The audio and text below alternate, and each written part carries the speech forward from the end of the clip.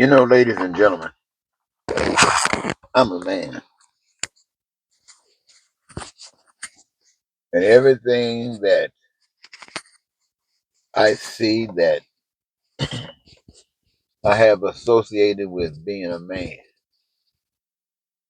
anytime I see it anyplace else, I can do the same thing. So I know when I see a man what a man looks like. Women see a woman and know what a woman looks like. A man is different than a woman. Yet they're so much the same. But a man and a man, though they're different, they're even more the same.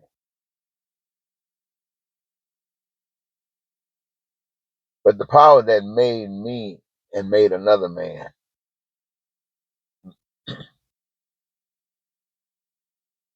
made us so similar. There are a lot of differences now when you get down to it. There's really a lot of differences, but nonetheless made us different. Made us in such a way we know that each of us are men. I, as a man, like to be happy.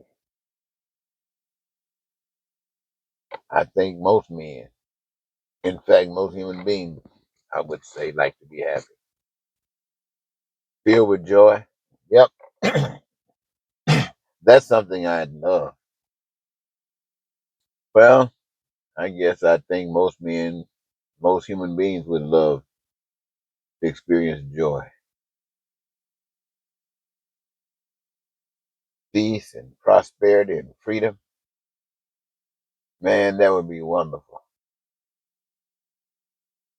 I don't know, but for some strange reason, I think that most human beings would say that would be wonderful for them as well. There are certain things that we as human beings have determined are essential in life. For instance, like food, we all need that. Clothing, we all need that. Shelter, we all need that. Education, we all need that. Good. We might not all want it, but when we get down to the real nitty gritty where we had the choice, I say we go for it. Education. And healthcare, oh, bro, we definitely go for that. Transportation and our infrastructure, our streets, our towns, our cities. Yep, I think we'd like for that to look good just as we would like to look good ourselves. I think that all of those things that I've just mentioned are things that I would really truly enjoy in this life, and I'm thinking that most human beings would as well. And if not, it would be so few you couldn't even count 'em. That's what I'm figuring. But that doesn't happen. So I think and wonder why it doesn't happen. What could be done to cause it to happen? I know it doesn't happen because of the system that we live in and under, and it requires that for most of the things that I just mentioned there, it requires money. And money requires that you winning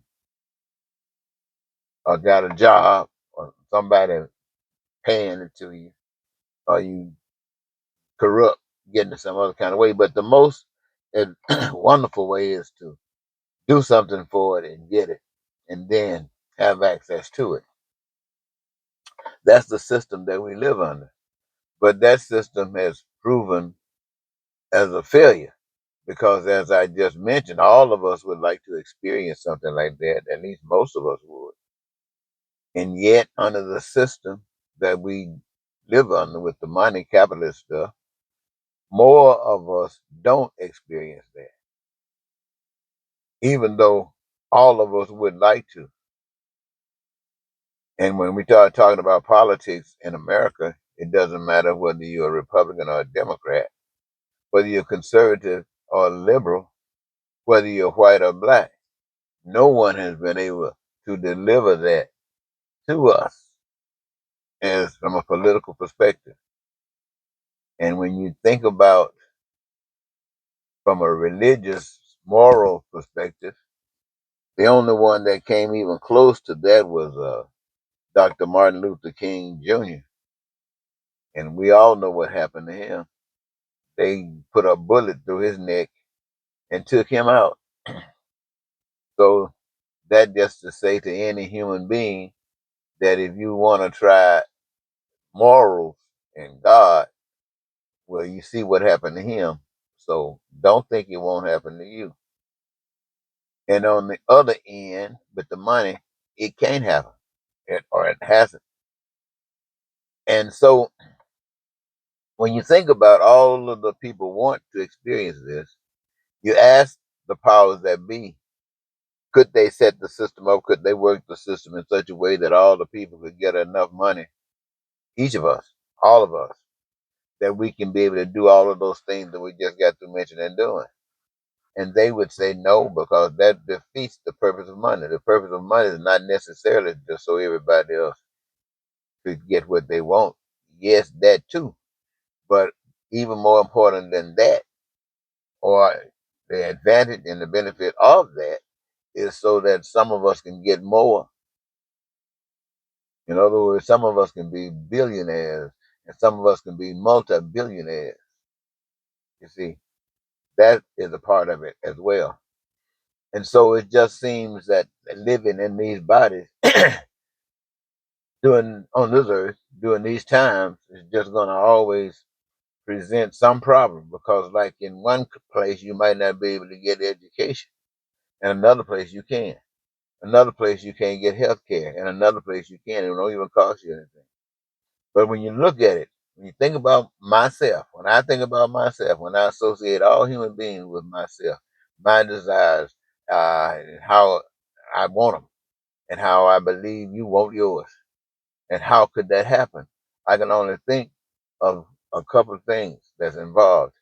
We have to recognize we can't listen to men. We can't listen to human beings trying to run things with their perspective, because that's not going to work.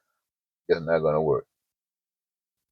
And if we're going to listen to someone, we have to listen to someone who has at least have some concern about all of us, and that more or less is a parent figure. Now you know, not one parent on here, human being, is the mother or the father of all of us. Might have some connection to it, but the power that created us is the mother and the father and everything else that is needed to be a parent of us, and has prepared everything for us.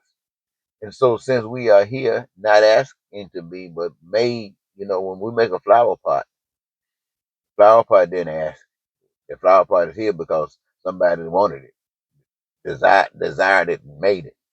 So we're here on this earth not necessarily because we wanted to be, but some power did, and here we are. And that power has been responsible and has put resources here for us to access everything we need, and showed us how to do it and all of that, and yet showed us how to live as though we're heaven free from all that other stuff when we listen to people. But we have to listen and walk according to God, and that means choose something that we like doing, a career that gives us our greatest joy. And that's what we do. That's what we engage in this life. This is our participation in this life as we partake in the process of creating all of the goods and services that we, the people, have determined are essential and that we need. On top of that, all the other stuff that we do as individual, all the other stuff which we do brings us our special, whatever joy, whatever uniquely tied to us. That's what that is for. But for the most part, our heavenliness is in our hands to be created. The power that has made us, put us on this earth prepared for that. You haven't heard that message, but you hear it now. And so I'm saying it to you because I'm proposing that we do that. We stop the system, just like Trump and what that dude named Musk going through the country just cutting stuff. Go home. You're no good. Take the money. All that stuff. Then we do the same thing. We go cut all that stuff out, no money. We just make sure that education is here and that everybody can make sure that we have it set up so everybody can have access to it. And not only that, make sure the best education system that can be manifest here. We do it. Same for healthcare. Same for all of those different departments and different agencies and different whatever we need. We give it the best we can. Yes, and that means everybody participate. So, in everybody participating, ladies and gentlemen, listen to me real well. When you participate, you getting your joy. That's your reward for your participation. But on top of that, because you're participating, because it's a righteous thing to do, all the other stuff that people have determined is essential, all of that is yours, accessible when you desire it, want it, or need it. Nothing is denied you. Why? Because you're part owners of it. You played a role in the process. You don't have to worry about anybody trying to make you a slave. You don't have to try to worry about being subservient to anyone. So you don't have to be a MAGA, make America great. The whole human world is great. You don't have to try to just be white because it's something special. No, you be who you are because you are special. And see, ladies and gentlemen, this is what I want.